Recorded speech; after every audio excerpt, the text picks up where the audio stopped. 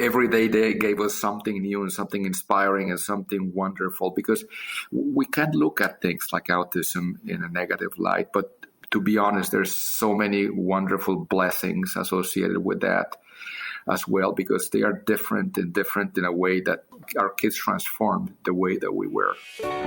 That's Jose Valesco, a VP at SAP, a software solutions company, and director of the SAP Autism at Work program.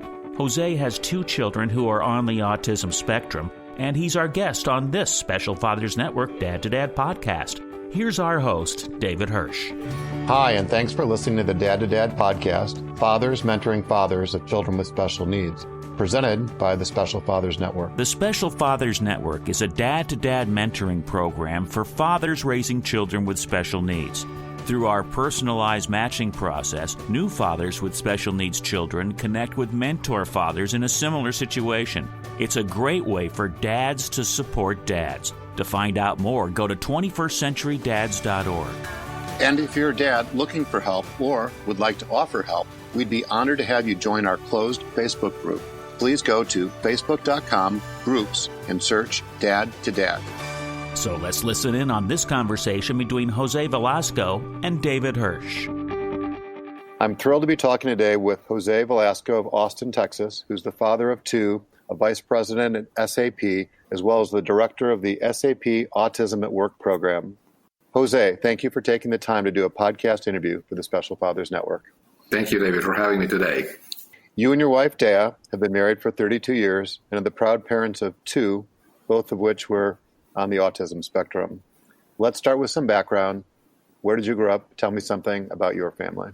Absolutely. So I have an interesting upbringing. I was born in Oakland, California, to Mexican parents. Both of my parents resided in Monterrey, Mexico. That's part of the northern state of Nuevo León. And my father got a scholarship to attend UC Berkeley on a Rockefeller Foundation scholarship. So during that time, he was pursuing a PhD.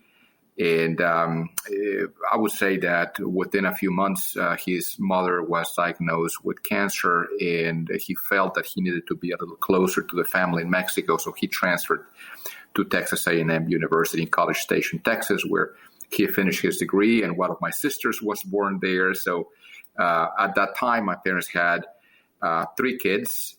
After that, the other 3 kids were born in various different parts of the country in Mexico. Okay. You have had an interesting background. So you were born in the U.S., and then you moved to Mexico. That is correct. I was raised in Mexico. I attended high school and college. When I graduated from college, I came to the U.S. So let's talk about your dad a little bit. Is your dad still alive? No, he regretfully passed in 2001. He was a university professor for many, many years, and he's one, if not the hero in my life. Okay, well, sorry to hear that he passed away at such an early age. And it sounds like he was an inspiration, well-educated, was an educator for that matter. And I'm sort of curious to know, how would you describe your relationship with your dad? It was excellent. He was such an incredible educator, not only for students, but also for us at home. He came from a very humble background. He grew up in a small town in northern Mexico called Nueva Rosita in the northern state of Coahuila. And the highest level of education that they had in that town was 6th grade. So he had to move out of the home when he was in 7th grade to go and live with some relatives to continue his education. And basically that's how he started his solo journey. So he was always this inspirational figure for me. Always relentless, but always incredibly giving, because, one of his missions in life was to impact the lives of others positively. And he worked for 25 years in making the lives of people in the Mexican desert better by creating water harvesting systems for them. If I remember correctly, wasn't he recognized by the president of Mexico for the work that he did? Yes, in 1981, he received the greatest achievement or recognition of the country in sustainability for the work that he did in the Mexican desert by bringing water to poor people. Not only was the water a change agent in their lives, but also they learned about agriculture. He was an agricultural engineer and how to grow crops out of nothing in the desert. So he transformed some of these towns from being extremely, extremely poor to changing what he called the culture of water. And then after that, implementing this harvesting and agricultural techniques that would allow them to create products not only for self-consumption, but as he put it, to go to the highway and sell their canned goods, and created a group economy in those small towns, a cooperative type of economy. Well, thanks for sharing. I'm wondering, is there an important lesson or takeaway, something that always comes to mind when you think about your dad?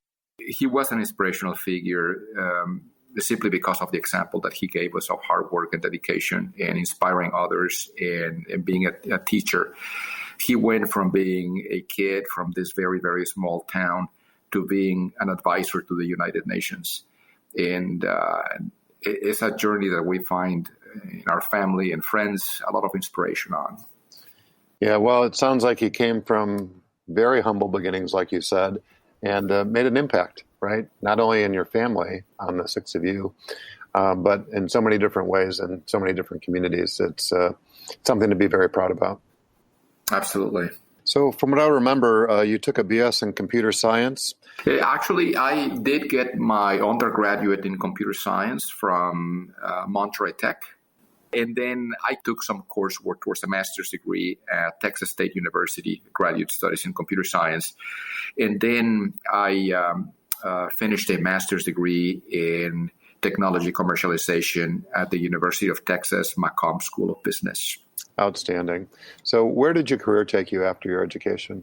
I started working for the U.S. federal government for 7 years, and that's how I started my career. And then after that, I went to private industry. I was part of the private sector, working for great corporations like 3M and Motorola. And then after that, I launched my own company. It was called TransportNet. It was the first vertical transportation exchange on the internet, what we call right now a cloud solution or a cloud company. And then after that, I think it was in 1995, approximately 1994, that's when my two kids were diagnosed as being on the autism spectrum. And my wife and I realized that it was just not going to be possible to sustain a new enterprise.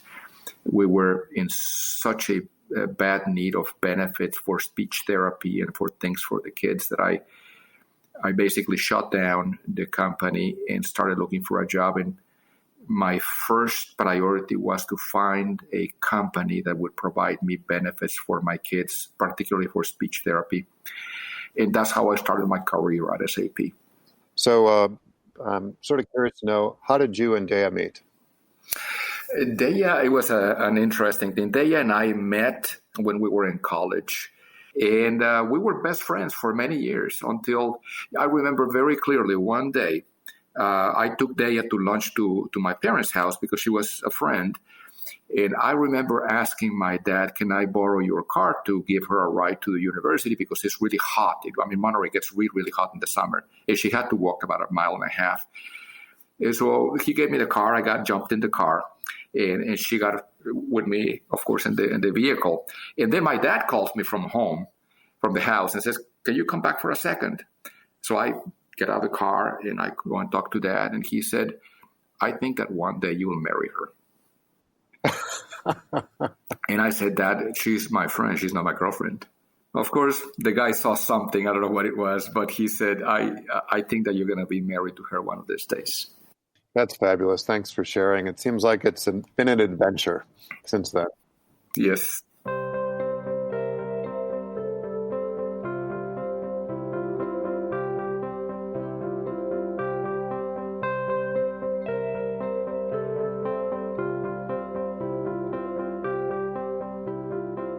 Well, let's switch to special needs, initially on a personal level, and then we'll go beyond. So how did the diagnosis come about, and what was your first reaction? The first thing is that we were here alone in the U.S. Okay, we had a lot of family in Mexico, and And I thought, gee, we really need our support network, our family, our friends.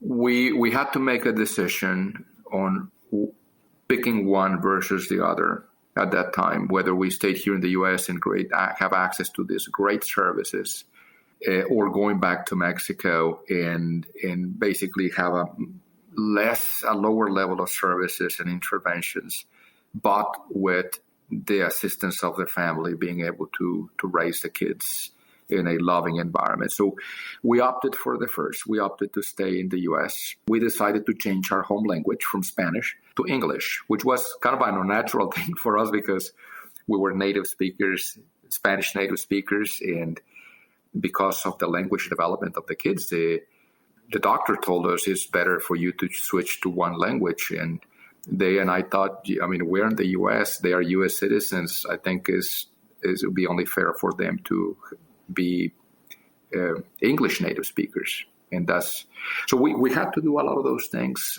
early on. But we knew that the kids were intelligent and that they had capabilities, and that it was a matter of providing them with a good environment for them to shine. Yeah, and that's how we got started, David. Was there any other advice along those lines that you can look back now and say, that was really good advice that we got that really helped us make sure that they were getting all the services that they needed? I remember very clearly the first day of school of my daughter. It was pre-K, and we went to drop her off at a classroom. And I think that within an hour, they called us back and they asked us to come and pick her up. Okay, they said that she couldn't be there. And we took her back, and then a couple of weeks passed by, and we learned about a great teacher. Her name is Chelly Gloria. And we sent Elena, my daughter, to that classroom with Miss Chelly. And Elena was not able to speak very well, and many autistic kids that are that age have more behavioral issues and tantrums, that's what I'm trying to say, than other kids, or are perceived as tantrums because of their hypersensitivity to sounds and other things that bother them quite a bit. And I remember very clearly that Miss Chelly called us back, and she said, "Did you know that your daughter knows how to read?" And I said, "How can you say that? She cannot speak, right, very well." and she said, every time that I say a word that she recognizes, which is in some kind of sticker in the wall, you know how the educators, the kindergarten teachers are, they have all these different words like house and dog and cat. She would point to these different words. And now many years later, I realized that, she used to sit in my lap and I would read her books, but I would use my finger, to highlight every word that I was repeating to her. And she had this photographic memory, so she learned how to read by the picture of the words, not by the actual letters in the words. Okay. And it was a completely different style, but that gave us, David, an immense amount of hope that she was that bright. And that's where the journey to try to find them the right place in life and in school and with friends and family really started for us. That's fabulous. Very inspirational. And, you can look back on teachers like Miss Chelly and say those are the angels, right? If they weren't there, you might not know. Absolutely. We had coaches, we had clergymen, we had Boy Scouts, counselors. They were part of the fabric of their upbringing. Yeah.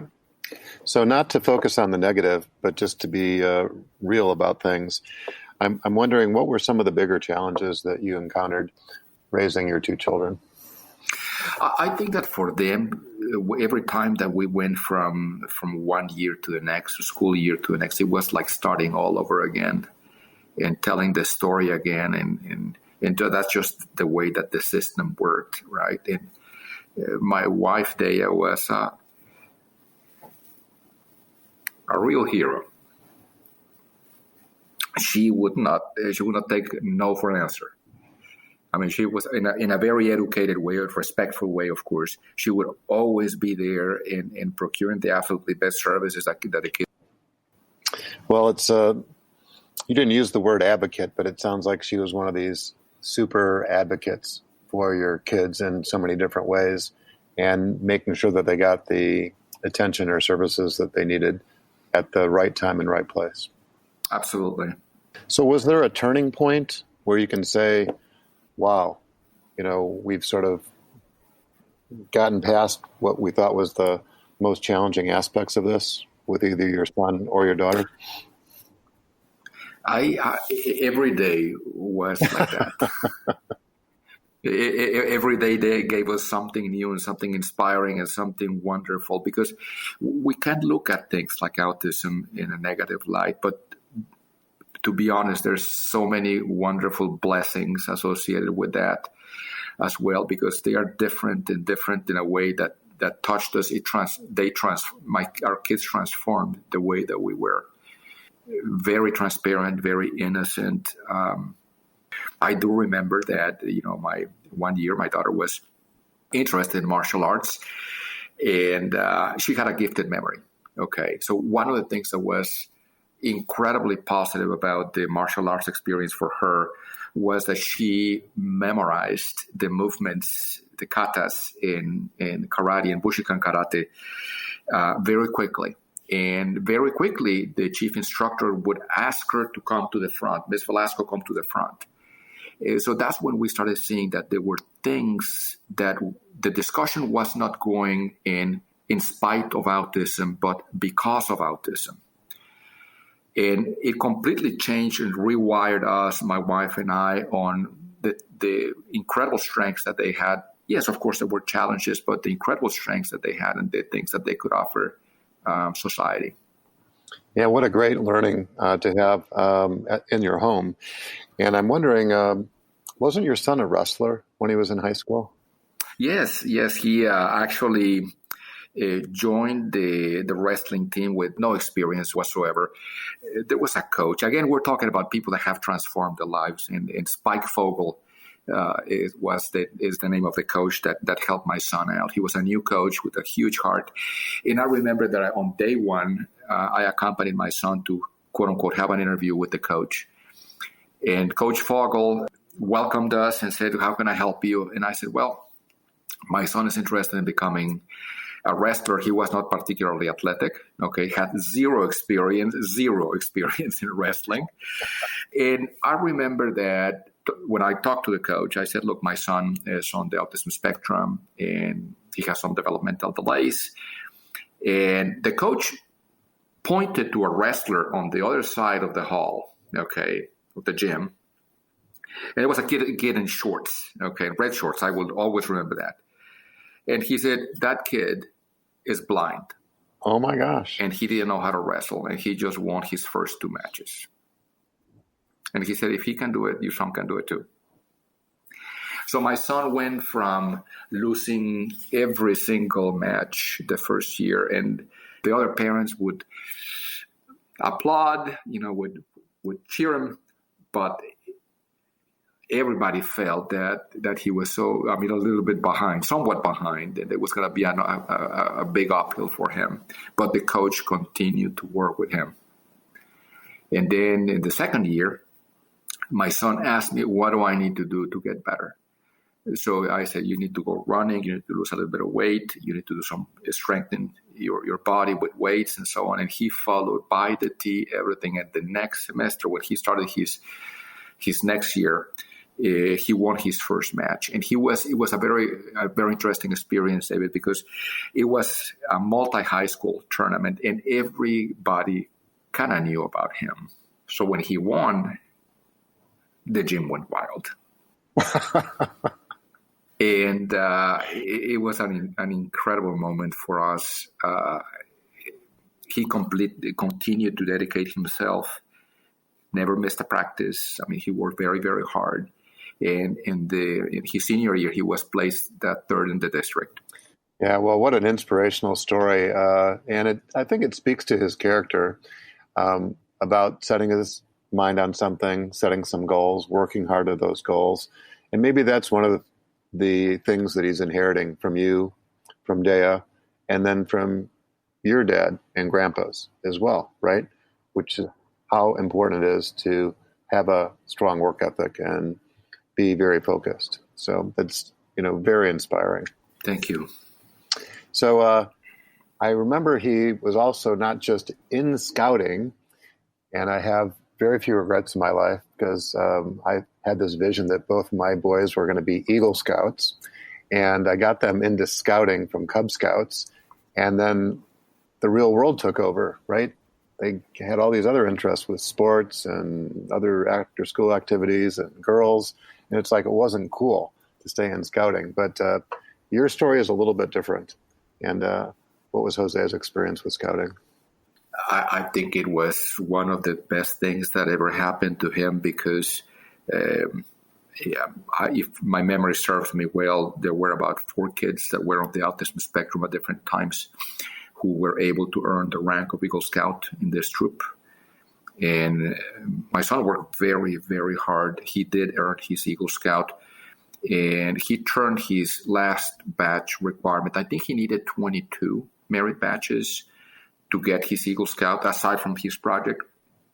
And his 22nd batch, he finished, I think it was 16 hours before his 18th birthday. Oh my gosh. So I remember that he needed to go into a swimming pool and jump in the water and use his pants as a flotation device by tying the ends of the legs together and blowing air into them. The thing was that this was in the middle of the winter. And if my memory serves me well, it must have been about 34 degrees when he did this. But he pulled it off. He pulled it off, and he did an amazing project. It was a water harvesting system for his high school. Water. There's water yes. in your bloodlines. It is. That's wonderful.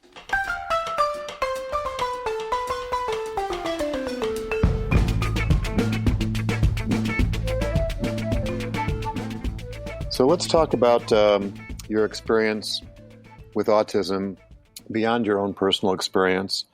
And one of the things I remember was that you'd been at SAP for a long time, and there was this seminal event or experience that you had, and I'm wondering if you can recount that, the beginning of your SAP at Work journey.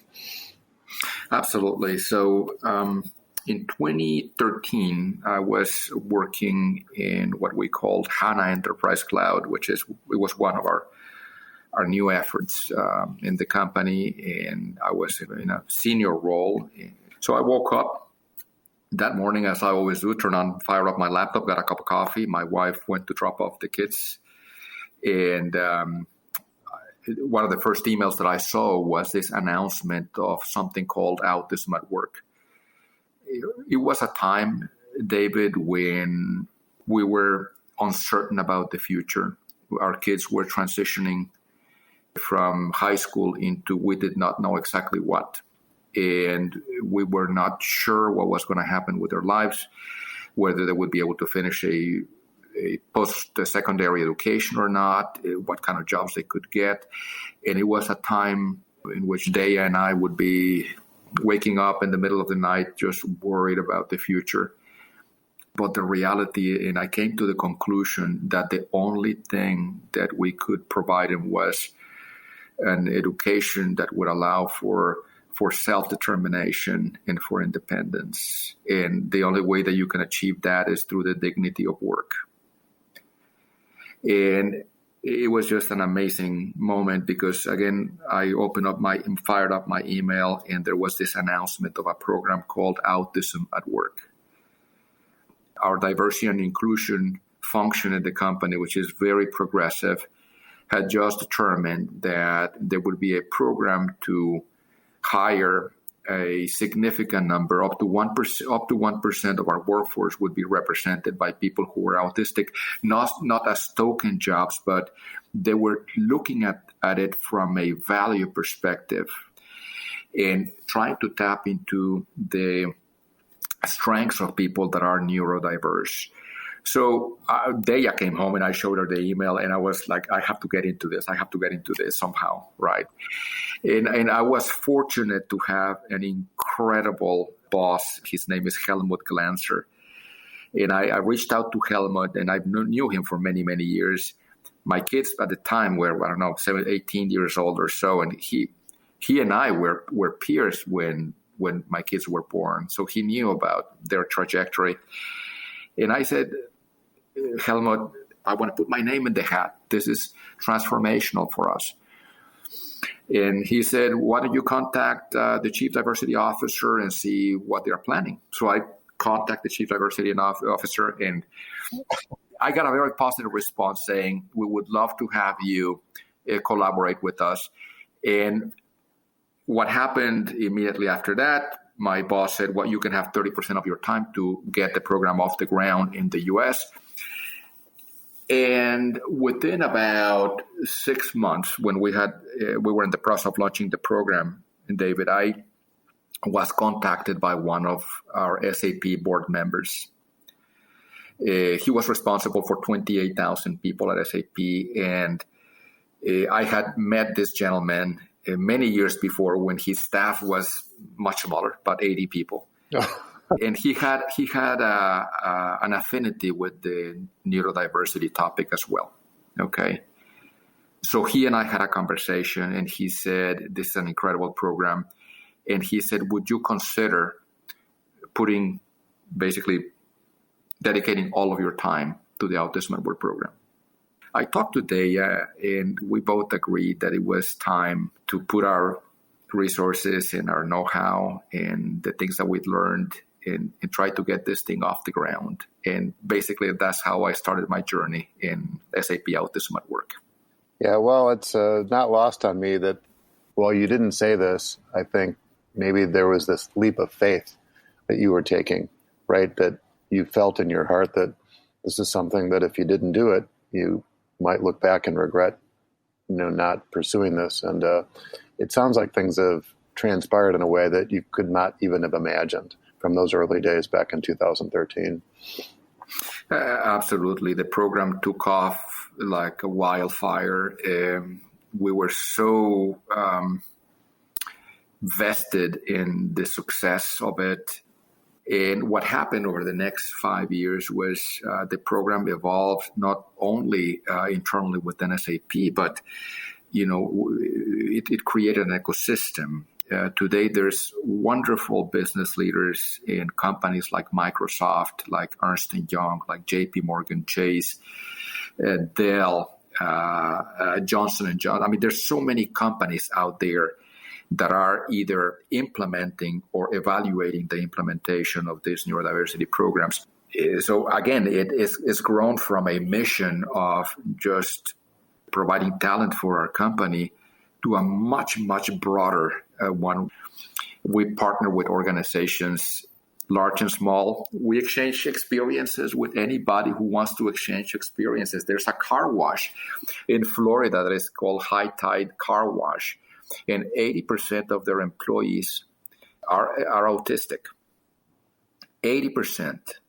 And they've had an incredible success with their business because they are tapping on the skills of people on the autism spectrum.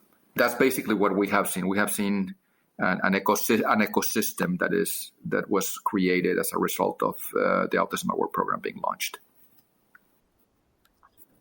Well, I think I remember you telling me something about a summit that was sort of the catalyst for all this. Yes. I think that it was 2014 when I remember having 200 different conversations with 200 different people. Everybody was rowing in the same direction, had the same intention. There were people from academia, from K-12 education, from research, nonprofit organizations, people from the United Nations, people from government. Everybody wanted to be part of this ecosystem and creating opportunities for people with on the autism spectrum. So we invited about 215, I think it was 215 people. That's the number.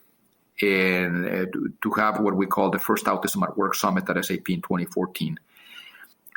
And out of 215 invitations that we sent, David, we had 213 people that showed up. That's incredible. We had people from Cornell University. We had people from the Philadelphia Eagles. We had people from Ernst & Young. We had people from Microsoft, from Hewlett-Packard. I mean, there were high schools, and we thought, gee, this is something that makes sense. Yeah, well, it's quite impressive. And I remember doing a little research or homework. SAP has 150 different nationalities of people that work for the company worldwide. And if my numbers are correct, there's been 175 people that have benefited directly being hired by SAP, those that are in the Autism with Work program. That is correct. We have approximately 175 today, okay? But overall, we have provided close to 600 opportunities. And the reality, after we talked to our colleagues on the spectrum, was that, for example, they never had an opportunity during their high school years or college years to get enterprise exposure. So we said, well, let's open up internships now, okay? And then in some countries where we have a vocational program like we do in Germany, we extended the standard vocational training program, which allows a university student to work and study at the same time. Now is available for people on the autism spectrum as well. And then we went from there to say, what about high school students? Okay, so we opened 2 pilots, one in Palo Alto and one in Philadelphia, where we had a number of students on the autism spectrum, high school students that would come in once a month to learn about enterprise life. Okay, and there was one year in which we had 18 students, senior students, and out of 18 actually either got a job or went to junior college or went to college or joined the military. But everybody did something, after they wrapped up their high school education. So that's what we call the umbrella of opportunities now. Again, 600 of them, some of them more transient, some of them more permanent opportunities, but incredibly rewarding to see the results of these opportunities. Yeah, well, it is amazing what's transpired in just the last 6 or 7 years. And from what I remember, the retention rate of those that you've hired is extremely high, 90% or something like that. Yes, we have a global retention rate that hovers around 92%. Okay, and there's going to be countries like the U.S. where we have a retention rate of about 97+%. For us, when we look at business benefits associated with the program, we look at various different angles. One of the benefits is precisely retention.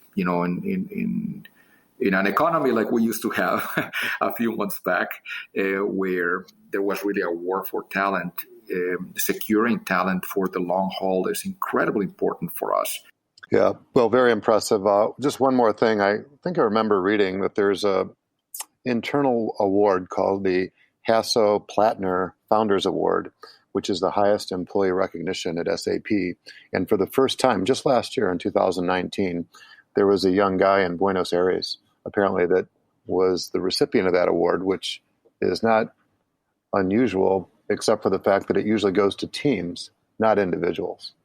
And he was one of the individuals that you hired as part of your Autism at Work program. Absolutely. It was an incredible and very inspiring story. You are correct, David. We have an award internally at SAP that is called the Hasso-Plattner Founders Award, and it is the most prestigious Innovators Award that we have in the company. And I believe that there's about 1,800 entries from all around the world. And you are also correct in saying that in most cases, the nominations are for teams that have worked on something that represents that innovating spirit that we have in the company, being a high-tech company, and the interest in making a difference. And this year, one of the nominations was Nico, and Nico was the sole nominee in his category in Buenos Aires, Argentina. And he created an innovation in the finance and administration function that resulted in an incredible amount of efficiency introduced into his department, and something that had the potential of being replicated to other countries as well.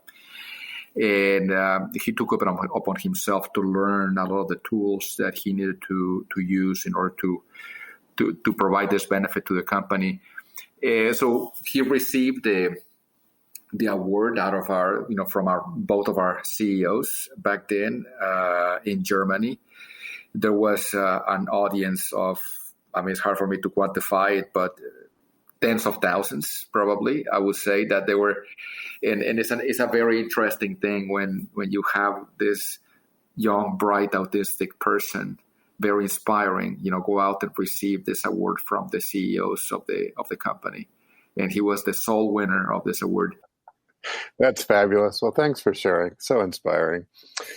So I'm thinking about advice now, and I'm wondering, under the banner of advice, if there's any important takeaways that you would share with a parent or a dad, for that matter, when you're helping a child reach his or her full potential. Lots of love. I think that's really what it amounts to, and providing them with their space. I think that's an important thing. Recognizing the strengths is absolutely paramount. In our case, I think that if we would have tried to mold the kids to a certain pathway, I think that would have been very, very challenging for us to see the results that we saw in our kids. My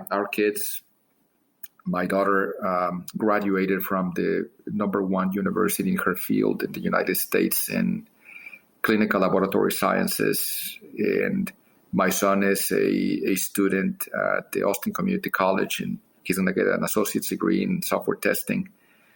But again, it is their preferences, it is their strengths, and playing to their strengths and giving them the space is absolutely paramount. Lots of love for sure. Yeah, well, a good pearls of wisdom. What I heard you say was love, and then allowing them to be the person that they're going to be, not the person you want them to be. Absolutely. Great words of wisdom for any parent, not just parents raising a child with special needs. So I'm sort of curious to know, why is it that you've agreed to be a mentor father as part of the Special Fathers Network? Well, I think that if I can be a resource for anybody else who finds any type of need in my experience, or where they can match their desires to do certain things with something that I can help with, I'm out there. So I think it's important for us to share a little bit of our journeys, and this is one of those give to get things, to be quite honest. I find it extremely rewarding to share with people. And again, I believe that in some cases I get more than what I give. Yeah, well, we're thrilled to have you. Thank you for being part of the team. So let's give a special shout out to our mutual friend, Dr. Lawrence Fung at Stanford University, and Special Fathers Network Dad to Dad podcast number 99 for helping connect us. Absolutely. I think that Lawrence is an incredible human being. We've grown to be great friends over the years. We share a lot of the same great traits in our children. Okay. And, we're part of the same journey for sure. Yeah, well, I don't usually do this, but I'm going to mention one of our other dads, one of the very first dads. This would be podcast interview number 2, a neighbor of mine, a longtime friend, Randy Lewis, because the SAP story seems to very, very much mirror the Walgreens story. Totally different. But these two companies, SAP and Walgreens, I think of them as pioneers in the area of providing individuals with special needs real life work experiences, real wages, for not just the right thing to do, but it's a good thing for business as well. It's interesting that you mentioned Randy. Randy's, I consider him a great friend. I was introduced to Randy, I would say about 3 years ago, by some mutual acquaintances. And we ended up being the last 2 people in a phone call. And I told Randy, you don't know me, and I just want to spend 5 more minutes with you here and ask for your advice. And it was the first time that I talked to Randy Lewis. Okay. And we were going through some challenging times in our program in getting it off the ground and so on. And I told him, there's days in which you kind of want to give up, but there's something great at the end that you aspire to have implemented, and it's going to benefit a lot of people. In that day, he told me, Jose, if you go out, where are you? He said, I said, I am in my office, and outside there's a deck. So I described to him where I was, and he said, if you go outside and open those doors and listen in the wind, you will hear my son and I clapping for you. Wow. And for somebody who you just met to tell you something like that, you realize that you are connecting with a completely different caliber of person. So I invited Randy to the last Autism at Work Summit to speak to our audience, okay? And he came and flew in, and he was doing a wonderful presentation.